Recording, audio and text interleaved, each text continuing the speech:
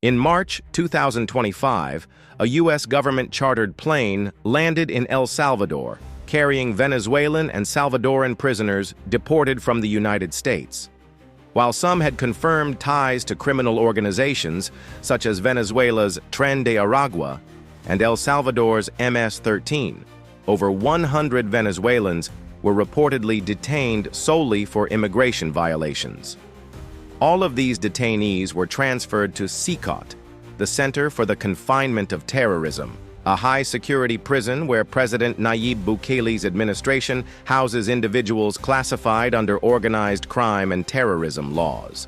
CICOT is infamous for its extreme isolation, militarized surveillance, and strict internal rules. It's also the centerpiece of Bukele's widely publicized and controversial crackdown on gang violence. El Salvador, once home to one of the highest homicide rates in the world, is now ranked among the safest countries in Latin America, according to government sources. But the full terms of the agreement between the Trump administration and Bukele's government remain undisclosed, raising questions about due process, legal representation, and the civil rights of those deported. How did the United States, a country with centuries-old institutions built on civil liberties and the rule of law, become one of the first nations in the world to outsource its prisoners? To understand that, we need to examine how Republican presidents, from Nixon through Reagan, Bush, and now Trump, have continually expanded the powers of the executive branch.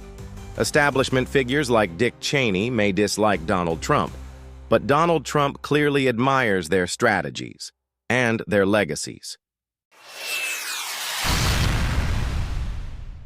This is not the first time that El Salvador, or Central America, has become the focus of American headlines, raising uncomfortable questions about foreign policy and human rights. In the 1980s, during the Cold War, Central America was one of the last battlegrounds of ideological conflict between the United States and the Soviet-backed communist bloc in Latin America. In El Salvador, the U.S. supported a series of right-wing military regimes, while the FMLN, a Marxist guerrilla coalition, received support from Cuba and, to a lesser extent, the Soviet Union. Next door in Nicaragua, the Sandinistas, a leftist revolutionary movement, overthrew the U.S.-backed dictatorship of Anastasio Somoza in 1979, ending more than 4 decades of dynastic rule. But Somoza wasn't the only authoritarian leader to fall that year. In Iran, the Islamic Revolution overthrew the regime of the Shah, replacing it with a theocratic republic led by Ayatollah Ruhollah Khomeini.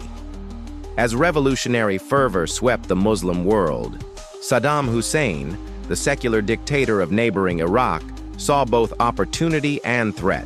He moved to seize long-disputed borderlands from Iran, especially along the Shatt al-Arab waterway, while also seeking to suppress any uprising from Iraq's Shiite majority who might feel empowered by Iran's new religious leadership. And so, in 1980, the Iran-Iraq War began. A brutal conflict that would last 8 years, cost hundreds of thousands of lives, and reshape the geopolitics of the Middle East.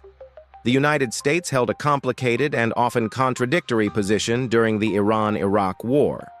Although it was no ally of Saddam Hussein, the Iranian hostage crisis and the revolutionary anti-American rhetoric of the new Islamic Republic made Iran the greater threat in the eyes of U.S. policymakers. Washington adopted a posture of official neutrality, but in practice, it provided covert and discreet support to Iraq. The goal was to preserve the balance of power in the region and avoid disruptions to global oil flows coming from the Persian Gulf. This support included military intelligence, such as satellite imagery and battlefield data access to credit in the global financial system, the sale of dual-use materials, some later used in chemical weapons programs, and a diplomatic silence in response to Iraq's violations of international law, including its use of chemical weapons.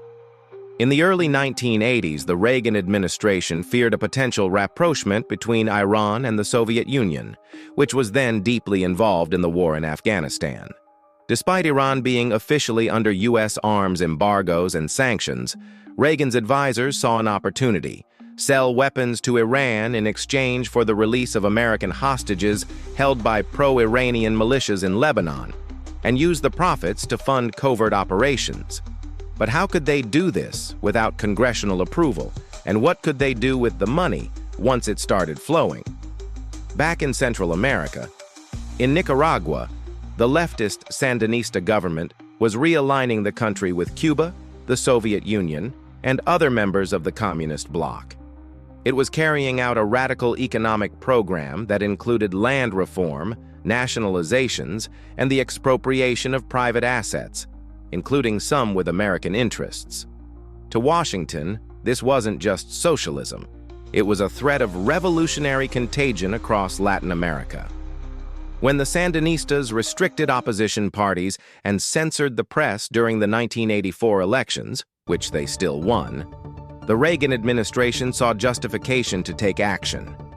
That action came in the form of support for the Contras, a right-wing insurgent group composed of former Somoza loyalists, ex-military officers, and anti-communist landowners, many with records of human rights violations. But there was a problem. In 1984, Congress passed the Second Boland Amendment, which explicitly prohibited U.S. government funding of the Contras, directly or indirectly. And so, the scheme was born. The Reagan administration would sell weapons to Iran, secretly, and divert the proceeds to the Contras. It was illegal, dangerous, and deeply cynical, and it became known as the Iran-Contra affair, one of the biggest political scandals in modern American history. But how did Reagan escape accountability? Plausible deniability. The limited paperwork that existed surrounding the operation bore no direct signature or explicit order from President Reagan. Instead, responsibility fell on Oliver North, a mid-level officer in the National Security Council, who acted as the central coordinator and operator of the scheme. This wasn't an accident.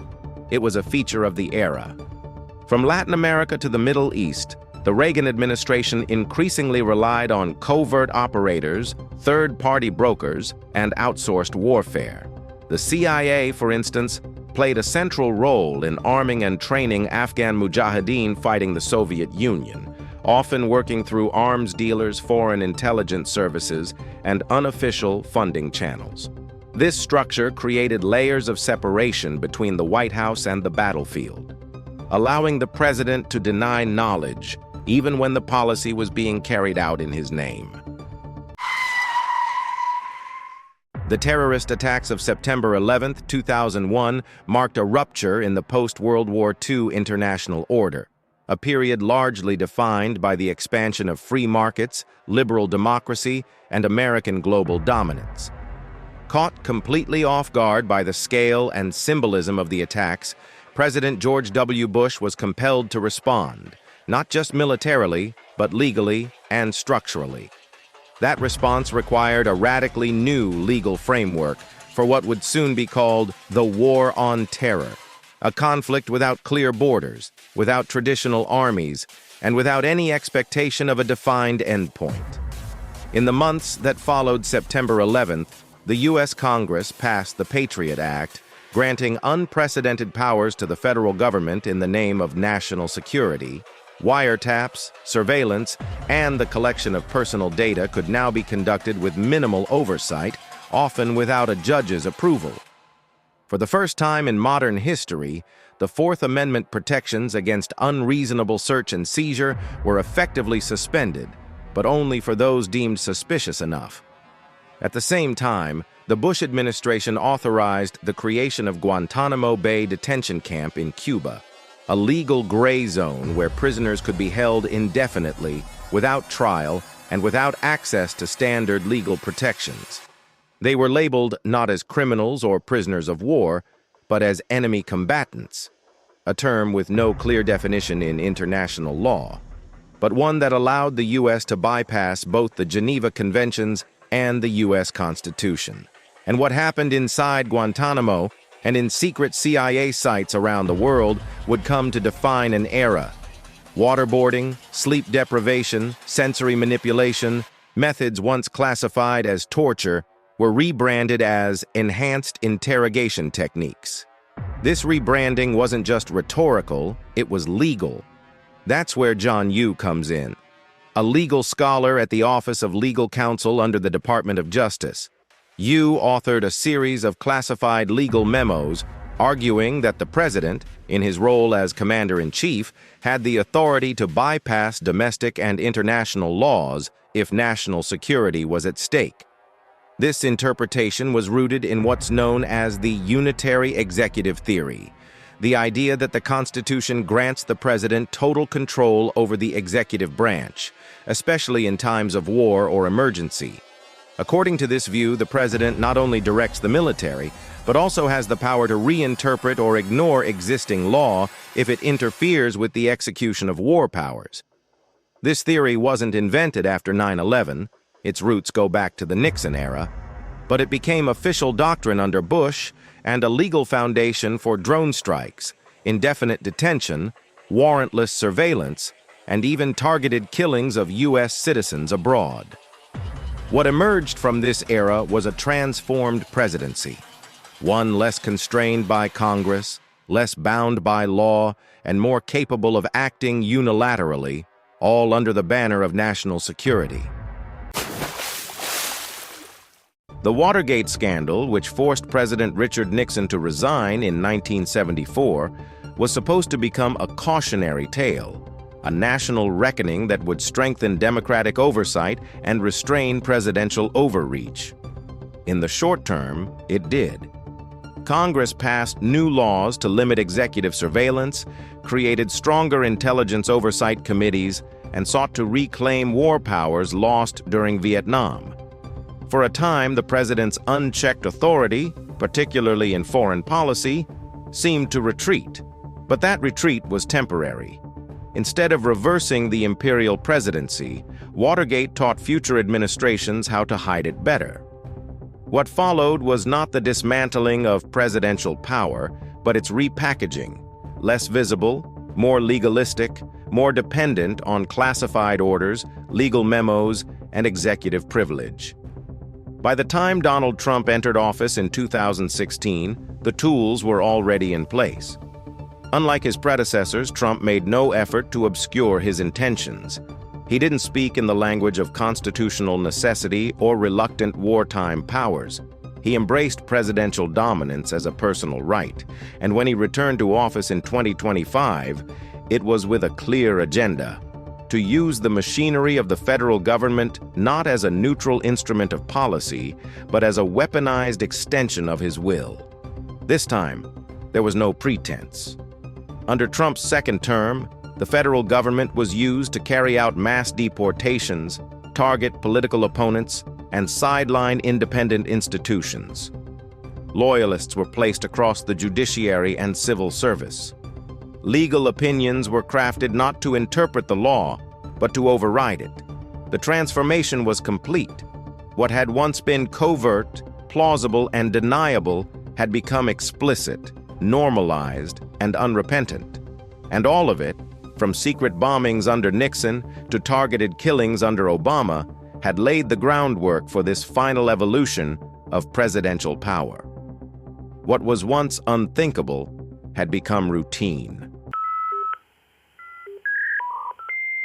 What unites all of these leaders, from Nixon to Reagan, from Bush to Trump, is not a single ideology, but a shared conviction that in moments of perceived danger, the president must rise above the usual constraints of law, procedure, and democratic oversight. The tools may change, from wiretaps and covert operations to drones, surveillance algorithms, and legal memos.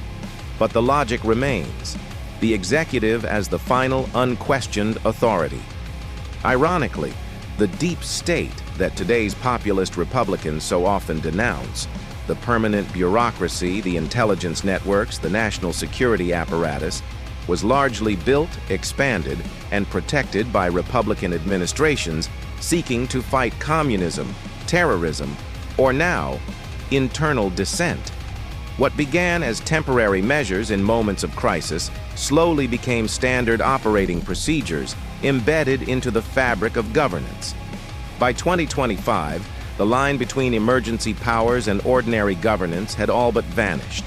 Presidential authority was no longer something to be justified. It was simply exercised, directly, visibly, and unapologetically. And while each administration justified its actions as necessary to defend the republic, what emerged was something different. A presidency shielded from scrutiny, insulated from accountability, and increasingly indistinguishable from power itself. This is the shadow presidency, not hidden in darkness but hiding in plain sight.